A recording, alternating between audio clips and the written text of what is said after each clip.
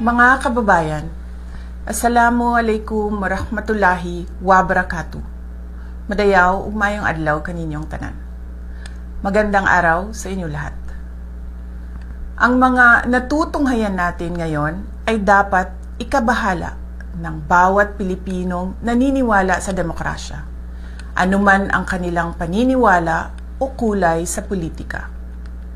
Nakikita natin kung paano ginagamit ang mga institusyon ng gobyerno at ang pera ng taong bayan laban sa anumang oposisyon.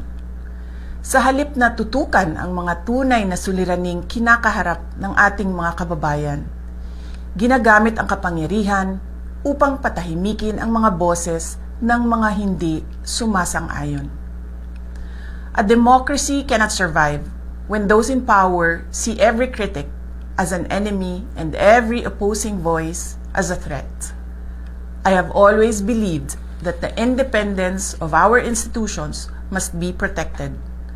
This includes not only the Senate and the House of Representatives as institutions, but every senator and member of the House must be free to perform his or her constitutional duty according to conscience, free from threats, pressure, or any form of intimidation. Good governance does not require the elimination of opposition. Democracy works best when there is a healthy opposition that is free to question. A government that fears dissent is not demonstrating strength. It is revealing insecurity. And that insecurity is reflected in the direction our country is taking today. The current state of our nation reveals three disturbing realities. First, the effort to divert attention from legitimate questions surrounding the flood control controversy. Second, the willingness to disregard constitutional safeguards in pursuit of a politically motivated impeachment. And third, the relentless pursuit of greater political power under the guise of charter change. These are the symptoms of a government that has become more preoccupied with protecting power than serving the people. The Filipino people deserve a government focused on solving problems, not silencing critics, on strengthening institutions, not bending them to political ends, and on serving the nation, not perpetuating power. Democracy is not weakened by dissent. Democracy is weakened when those in power become afraid of it. Shukran.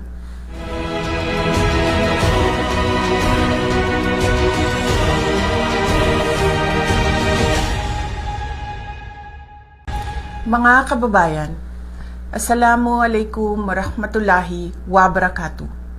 Madayaw ug mayong adlaw kaninyong tanan. Magandang araw sa inyo lahat. Ang mga natutunghayan natin ngayon ay dapat ikabahala ng bawat Pilipinong naniniwala sa demokrasya, anuman ang kanilang paniniwala o kulay sa politika.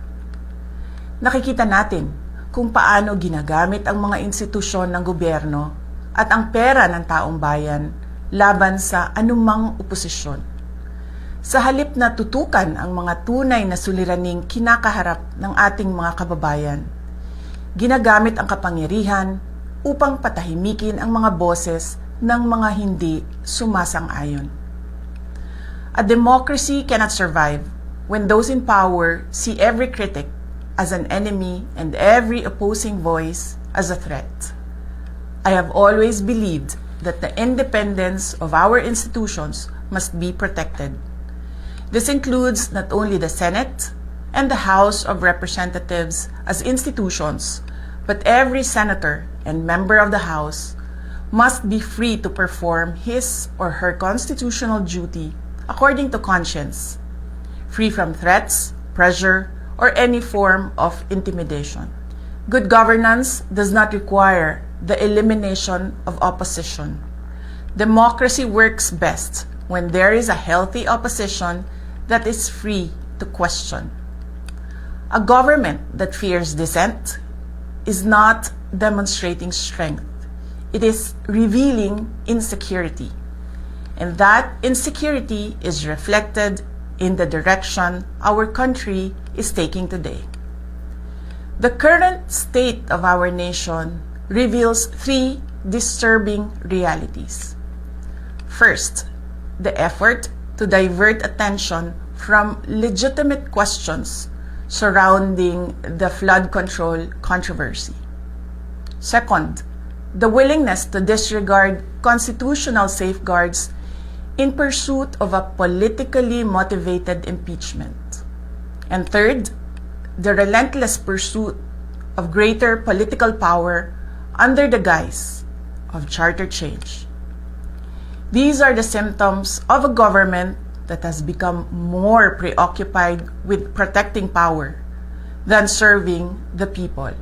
The Filipino people deserve a government focused on solving problems, not silencing critics, on strengthening institutions, not bending them to political ends, and on serving the nation, not perpetuating power.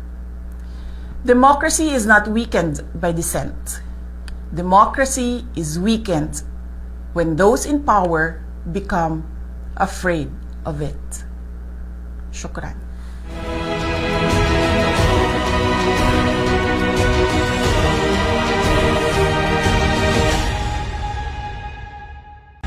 Mga kababayan, Assalamualaikum warahmatullahi wabarakatuh. Madayaw ug mayong adlaw kaninyong tanan. Magandang araw sa inyo lahat. Ang mga natutunghayan natin ngayon ay dapat ikabahala ng bawat Pilipinong naniniwala sa demokrasya, anuman ang kanilang paniniwala o kulay sa politika. Nakikita natin kung paano ginagamit ang mga institusyon ng gobyerno at ang pera ng taong bayan laban sa anumang oposisyon. Sa halip na tutukan ang mga tunay na suliraning kinakaharap ng ating mga kababayan, ginagamit ang kapangyarihan upang patahimikin ang mga boses ng mga hindi sumasang-ayon. A democracy cannot survive when those in power see every critic as an enemy and every opposing voice as a threat. I have always believed that the independence of our institutions must be protected. This includes not only the Senate and the House of Representatives as institutions, but every senator and member of the House must be free to perform his or her constitutional duty according to conscience, free from threats, pressure, or any form of intimidation.